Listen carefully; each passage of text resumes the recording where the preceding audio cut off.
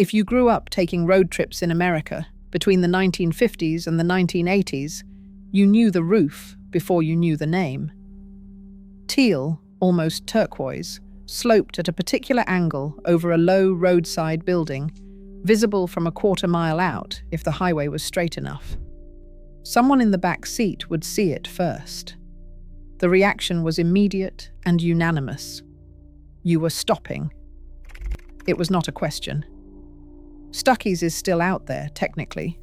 A few hundred locations, scattered along interstates and state highways, some of them restored, some of them operating inside other businesses. But the thing it was at its peak, the teal roof every quarter mile through the south, the particular smell when you pushed open the door, the specific ritual of the American road trip as it existed for 30 years, is mostly gone. What remains is a ghost of something that was once genuinely woven into the fabric of how this country moved. This is the story of how it got there, and what happened after. Picture a July afternoon in 1963. Your family is somewhere in Georgia, 4 hours into a drive that has 6 more to go. The car has no air conditioning, the windows are down, and the air coming through them is hot and smells like asphalt and pine. Your father has been watching the gas gauge for the last 30 miles. Your mother has the map open across her knees. In the back seat, you and your siblings have exhausted every available distraction and settled into a restless silence that could tip in any direction. Then someone sees the teal roof. It appears above the tree line, that particular shade of teal that does not exist anywhere else, on a low building set back just far enough from the road to have a proper parking lot. Your father puts on the turn signal without being asked. He has been watching for it too. You push open the glass door and the smell hits you immediately. Pecans, chocolate, something caramel, the particular sweetness of a place that sells confections in a warm climate and has been doing so for decades. The floor is cool compared to the car. The shelves run the full length of the store, packed with things that exist nowhere else in your daily life. Pecan logs wrapped in cellophane, divinity candy in small boxes, pralines under a glass case near the register, saltwater taffy in flavors you do not see at home, postcards in a spinning rack, novelty items with the names of states printed on them, a rack of maps for the states ahead. Your mother buys a pecan log and a box of pralines and a postcard to send to her sister. Your father fills the tank, uses the restroom, and drinks a paper cup of water from the cooler by the door. You get a piece of saltwater taffy and a rubber alligator that cost $0.25. Everyone is back in the car in 15 minutes, restored to something approaching equanimity, the next 100 miles suddenly manageable. That was Stuckey's at its most essential, a stop that gave the road trip back to you. William Sylvester Stuckey Sr. started selling pecans from a roadside stand in Eastman, Georgia in 1937. He was 23 years old, recently married, and working with what he had, which was access to the pecan crop that came out of the Georgia countryside every fall, and a location on a state highway that carried a modest but steady stream of traffic. The stand worked well enough that he expanded it into a small store, added candy made from the pecans he was already selling, and began to understand that what travelers needed was not just a product. It was a reason to stop. The genius of what Stuckey built was not the pecan log, though the pecan log became the signature item and stayed that way for decades. It was the understanding that the American road trip created a specific kind of customer, a person who had been in a car for hours, who needed to stretch and use a restroom and consume something, who was mildly bored and mildly irritable and responsive to novelty in a way that the same person sitting at home would not be. That customer was not looking for the best possible candy. They were looking for an experience that broke the monotony of the highway and gave the trip a shape. Stuckey provided the shape. The teal roof was part of that. It was visible from a distance, which meant you could plan the stop before you reached it, and that meant the anticipation was part of the experience. The roadside sign, appearing a mile or two before the store, listed the amenities, gas, restrooms, candy, and gifts, and it primed the car for the stop. By the time you pulled into the parking lot, everyone was already ready. The architecture and the signage were doing psychological work that most retail environments never think about. Stuckey expanded methodically through the 1940s, adding locations along the major highways of the South and pushing gradually into the border states. By the time the interstate highway system began transforming American travel in the late 1950s, Stuckey had positioned the chain along the routes that would become the primary corridors of road travel. The interstates brought more cars and drove them faster between fewer stops, which made the exits where Stuckey's sat even more valuable. You might drive 2 hours between towns on an interstate in a way you never had on a 2-lane highway. When the teal roof appeared at an exit, the relief was genuine. By the mid-1960s, there were more than 350 Stuckey's locations stretching from Florida to California. The company had its own candy manufacturing operation in Eastman, producing the pecan logs, divinity, and pralines that filled the shelves. It had a wholesale operation supplying independent stores with Stuckey's branded products. It had a real estate operation acquiring the highway-adjacent properties that the locations needed. It was a genuine regional empire, built on pecans and the particular psychology of the American family road trip. The decline, when it came, arrived from several directions at once. The first and most consequential was a corporate decision that removed the person who understood what Stuckey's actually was. In 1964, William Stuckey Sr. sold the company to Pet Incorporated, a large food conglomerate based in St. Louis. The sale made financial sense for the Stuckey family. It made less sense for the chain. Pet had no particular understanding of or affection for the roadside retail format. It managed Stuckey's as one asset among many in a diversified portfolio, which meant that decisions about the stores were made by people whose primary frame of reference was corporate efficiency, rather than the specific experience that made a traveler turn off the highway. Under Pet's ownership, the stores were managed for margin rather than for magic. The candy quality that had been the foundation of the brand began to slip as manufacturing costs were pressured.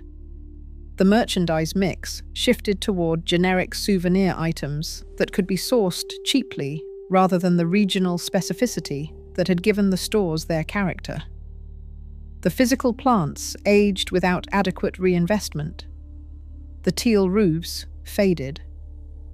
The stores that had once felt like a genuine destination began to feel like an afterthought. The second pressure was the changing highway itself. The interstate highway system that had initially benefited Stuckey's also created the conditions for its competition. As interstate travel became the norm, the market for highway services grew large enough to attract serious investment. Howard Johnson's, which had been expanding along the interstates since the 1950s, offered a full restaurant in addition to a gift shop. Holiday Inn was building hotels at interchange exits. And a new category of business was emerging that would eventually define American highway travel, the truck stop and travel plaza, offering fuel, food, showers, and retail in a single large facility that could serve both truckers and family travelers simultaneously. The travel plaza format that companies like Stuckey's could not match on scale began consolidating the highway exit. A single large facility could offer everything a traveler needed in one stop. The specialized roadside candy store, which required its own exit and its own fuel operation to justify the stop, was being squeezed out of the ecology it had helped create. The third factor was the road trip itself. Through the 1970s and the 1980s, American travel habits were changing. Airline deregulation in 1978 made flying substantially cheaper, and families that had driven from Atlanta to Orlando began flying instead. The long family road trip through the South, which had been the core of Stuckey's customer base, became less common as the economics of air travel shifted. Cars that did make the trip moved faster on better highways and stopped less often. The window of opportunity to capture a traveler had narrowed. Pet sold Stuckey's back to the Stuckey family in 1985, after 2 decades of ownership that had left the chain diminished and the brand tired. William Stuckey Jr. took over a company that had fewer locations, lower brand recognition, and physical plants in varying states of repair. He worked to restore some of what had been lost, improving candy quality, renovating locations, trying to rebuild the identity that the pet years had eroded. Some of the work took hold. The chain stabilized at a smaller scale, a few hundred locations rather than the hundreds it had operated at its peak, sustained by a combination of company-owned stores and franchise operations. Then came the interstate consolidation that finished what the earlier forces had started. As travel plaza companies like Pilot Flying J and Love's expanded through the 1990s and the 2000s, building enormous facilities at major interchange exits, the smaller standalone roadside operations lost their last geographic advantages. The exit that had once belonged to Stuckey's now had a pilot with 16 fuel pumps and a subway and a Cinnabon inside. The traveller who stopped there didn't need another exit for Stuckey's. What survives today is a brand in recovery. The current ownership, which acquired Stuckey's in 2019, has worked to restore the candy manufacturing operation in Eastman, improve product quality, and rebuild the wholesale business that supplies Stuckey's products to stores that are not Stuckey's. Some standalone locations have been renovated and reopened. The teal roof still appears at exits in the south and along the old highway corridors, fewer of them than there once were, but present enough to register. Whether the recovery becomes something more than a brand exercise remains to be seen. The conditions that made Stuckey's what it was at its peak, a country of families driving long distances on roads that offered few alternatives, stopping because the stop was necessary and the teal roof was the most appealing option available, do not exist in the same way anymore. The road trip still exists. The highway still runs through Georgia. But the traveller on that highway has a phone with 17 restaurant apps and a GPS that will route them to whatever they have decided they want before they have even reached the exit. The teal roof can still catch your eye. It just can't catch you the way it used to. What the Stuckey's stop represented at its best was something the modern highway has almost entirely eliminated. The unplanned pause. The stop you made not because you had researched the best option and navigated to it, but because something caught your attention from a distance and you turned off without overthinking it.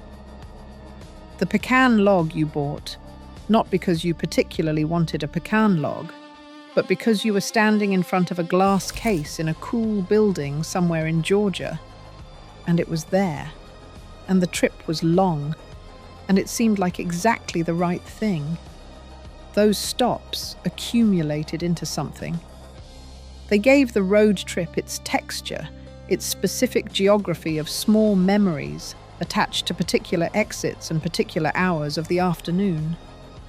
You remember where you were when you bought the rubber alligator. You remember which Stuckey's had the best pralines, and which one had the squeaky floor, and which one your father always stopped at because it was exactly the right distance from home to constitute a proper break. Those memories are attached to a teal roof on a low building set back from the highway, visible from a quarter-mile out on a straight stretch of road in the middle of July. You saw it, and you knew what it meant. It meant the trip was going to be all right. It meant someone had thought about what you needed before you got there, and had put it on a shelf and lit it properly and made the room smell like something worth stopping for. That was enough. For 30 years, for millions of families, on millions of summer afternoons, it was exactly enough. If you remember Stuckey's, the teal roof, the pecan log, the rubber alligator, the particular relief of that parking lot after 3 hours in a hot car, leave a comment below. Tell us which highway, which state, what you always bought. Those memories are more specific than people realize, and we would like to hear them. If this is the kind of story that matters to you, subscribing helps this channel keep going. In every video, we look at another piece of American life that quietly changed or disappeared, and we try to understand not just what it was, but what it meant while it was still there.